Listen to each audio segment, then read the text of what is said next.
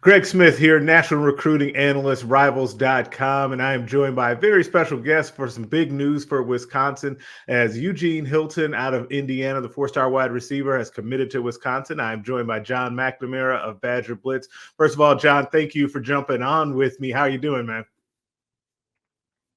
Doing well, busy like you are, Greg. It's a fun time of year.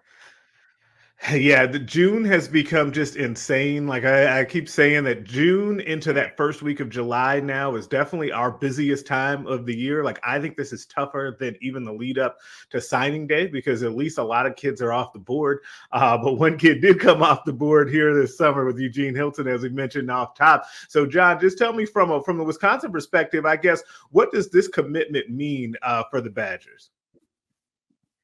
It's a significant commitment, obviously, when you get a four-star kid. And, not a position that Wisconsin has traditionally recruited extremely well. There's only a handful of four-stars that Wisconsin's got, over the last handful of recruiting cycles. So, Hilton was a guy that Wisconsin prioritized very early, probably earlier than the fall. And they got him on campus, 2 or 3 times, most recent, obviously, for his official visit. So, from a class standpoint, Wisconsin has had their slot guy in Cam Miller, and they've been looking for a complement to him. And, Hilton has a skill set to, play the boundary, do a little bit of everything in that Wisconsin, air raid offense. So he was very much their top target, for months and months. And for them to be able to close on him is huge because, he fits a pretty big position of need for them in this 2025 recruiting class. Yeah, absolutely. And, one of the things that he told me, you mentioned him taking those previous visits to Wisconsin, even kind of leading into that official visit, which he was really looking forward to because he told me that the last time that he visited, it was cold up there. And so he was trying to get back up there, like when the weather had broken and when it was really nice. And it seems like that was definitely a help. It generally is. But one of the things that he also said was that one thing that to me, he said that was different about his visit to Wisconsin versus some of the other schools that he had visited, Georgia and some of the others, is that he really, really liked the people at Wisconsin, top to bottom. The people that he met in Madison, the people inside the football building, both the coaches and the recruiting staff there. Those guys really did a nice job of building that relationship, like you said, that kind of spanned back as long as any receiver really that they had been recruiting for this cycle. So that's good to see that pay off for them, right? And now on the field, I really like this fit. Like I think that this is a good fit for Wisconsin's air raid offense in a big way because Hilton, I think when you watch him on film, is a versatile player, right? As I think he's a guy that, like you said, can play either side on the outside. He can give you a little bit of slot, but he's probably best suited for the outside. He is more quick at this point and elusive than he is straight line fast. But man, those contested catches that he makes on a regular basis definitely jump out on film too when you watch him. Yeah, absolutely. And like you said, he brings some versatility. And, like we mentioned, Wisconsin has that slot guy in Cam Miller who they're very high on.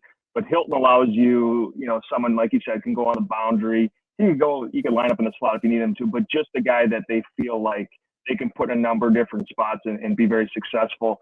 Like I mentioned before, I would say that he was their top receiver target really since the fall. Yeah. And you've had schools come in like Georgia, and that was the big offer. That was the school that Wisconsin fans are obviously worried about because, when the national champs come in and offer you that usually doesn't go your way if you're the opposing team. So, going into that visit, the biggest thing was, is he going to visit Georgia the following weekend? That was the biggest question. And when I got a chance to talk to him, he said, this is probably the only visit I'm going to take in June. And that's when the tidal wave kind of, shifted towards Wisconsin, where he's like, hey, Wisconsin's got a great chance to close this kid out. So a huge get.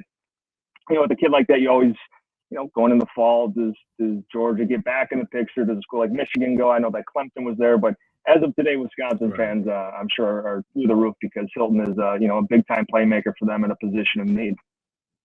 Yeah, absolutely. And I want to close on this, kind of spinning it forward here. I guess what's left for the Badgers, kind of Luke Fickell and company there as far as what they want to do offensively for the rest of this class and kind of building out this 2025 class. Yeah, no, now the question is, can Wisconsin add a third receiver? And Muis Ankara, a kid from Texas, would be really hard to pass on, I think. You have Cam Miller, you have now Eugene Hilton, and Tankara at 6'4", almost 200 pounds, that big boundary guy, that true boundary guy that Wisconsin could add to this class. So But they're getting up there now.